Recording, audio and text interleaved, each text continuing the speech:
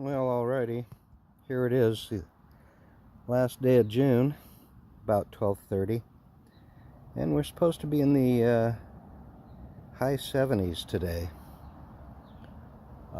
which suits me just fine. I got a little spot flagged out here, and we're behind the fire station, right catty corner, halfway in the middle of the block towards the old soda factory. So my big hope for digging in this block is finding some soda bottles. That's my big hope. Anyway, I'm going to do an exploratory hole here and see if there's anything. It felt 50-50 with my probe. Might be something going on, might not. Won't know till I stick a shovel in the ground, so that's what I plan to do. Yep. Well, this was worth stopping for a moment. First things I found were these scraps of what looked like soda bottles. I got another scrap. Well, I don't know about that one, but this one's got a slight hint of purple, and then a few other scraps that, you know, within inches of the surface comes this very square bitters looking base, clearly hand blown. Could have been probably a Hofstadter's, I'm guessing a bitters. And that never happens in the first 2 inches of digging.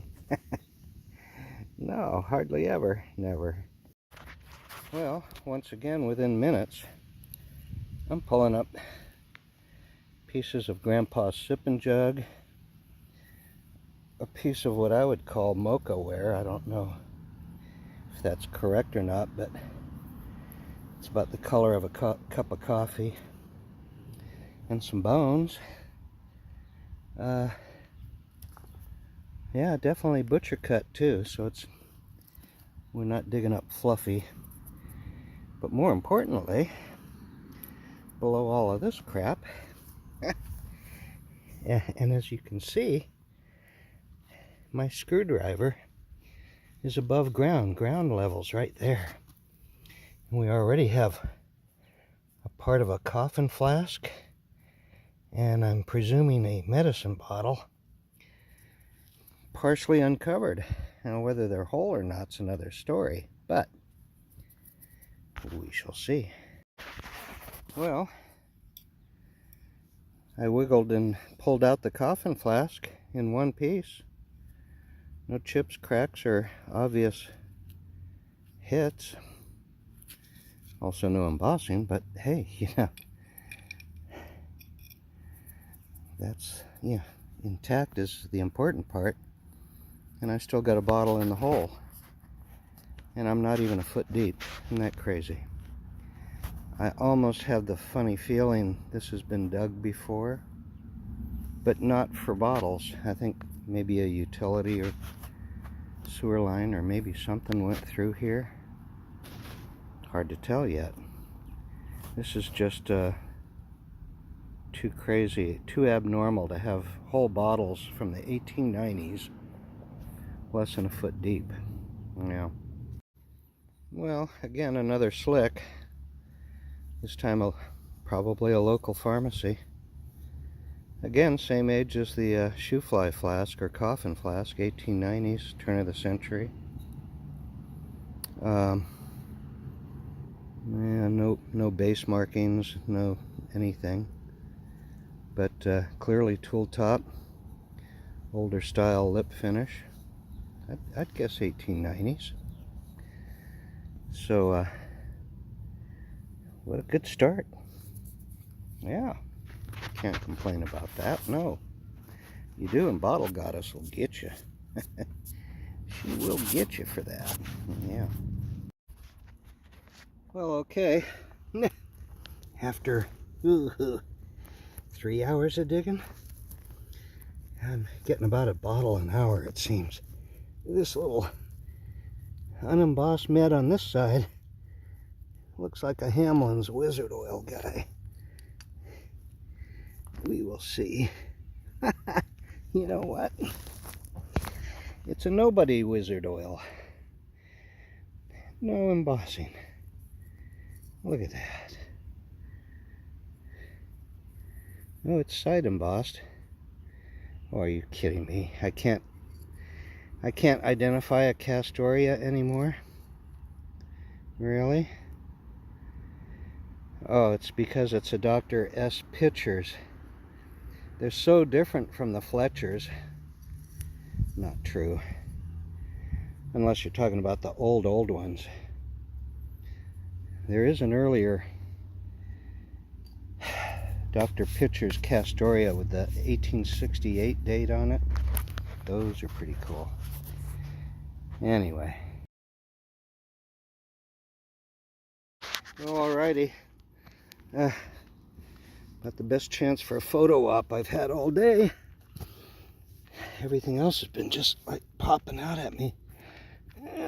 Looks like a big plain beer bottle. Oh, there we are.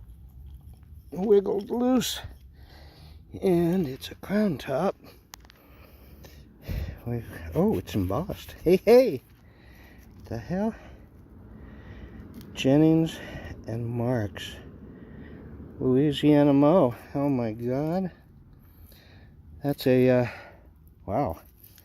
That's a rare bird there. That's a quart-sized local soda. Never knew they came in quart size. The mineral water bottles, the amber ones, yeah, but wow. Wow. Holy crap, that just made the whole dig worthwhile. And it's not machine made. Shit, I'm trying to break it. Wow, very cool. Very, very cool. I'm happy. That just made my day right there.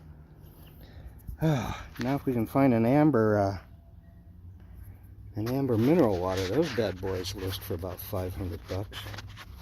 If you can find one. What else? Nothing spectacular. Well, after about 4 hours of digging, I could have quit after that quart-sized soda bottle come up. But then again, I would have never known what I might have missed. You know what I mean? Anyway, looks like it was pretty much a shallow trash pit, for lack of a better word. No walls, no depth. Deepest part was about 3.5 feet. So, on to the next.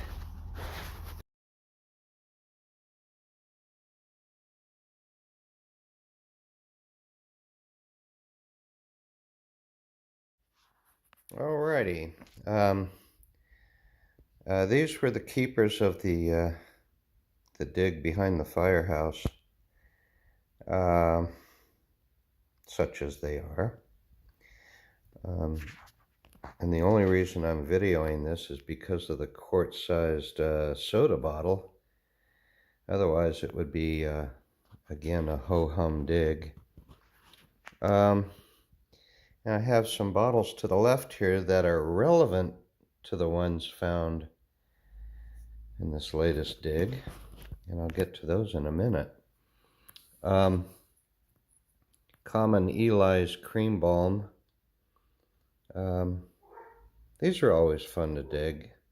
Some have more embossing than others. I think the later ones tend to have more blah blah on them.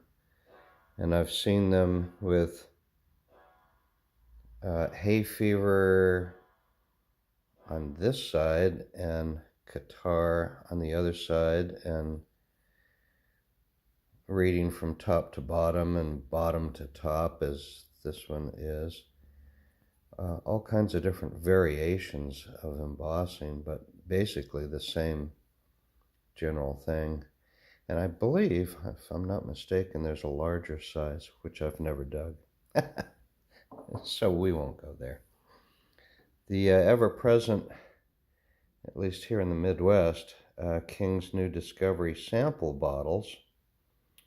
Many, many moons ago out west, they were considered rare. And in fact, they might be. Different regions seem to have a scarcity of more common type bottles. Having moved to the Midwest, I have dug up at least 24 of these. And I had so many that I started to actually kind of keep track of things. And for those of you who care, I have discovered some differences in molds. The most common one is this guy with H.E. Buckland and Company. As you face the main embossing, it would be on the right side, and then Chicago, Illinois on the left. And I've actually seen these transposed. I've seen, Chicago, Illinois on the right and Buckland on the other side. Also, I was kind of keeping track of context and base numbers. I've dug these in single and double base numbers, and it seems the single base numbers tend to be older than the double. And then those like this without any base numbers, I don't think that has a base number. I was going to look at it more carefully, but I'm pretty sure it doesn't. Those without a base number seem to be the oldest. And I have since gotten rid of my collection of Dr. King's, and which will bring me to a couple of these guys. I might as well talk about them while I'm talking about them, right? They come in clear variants, like this guy, and probably the more common aqua, at least in my experience, variants. And real rare, this is the only one I've ever dug up that appears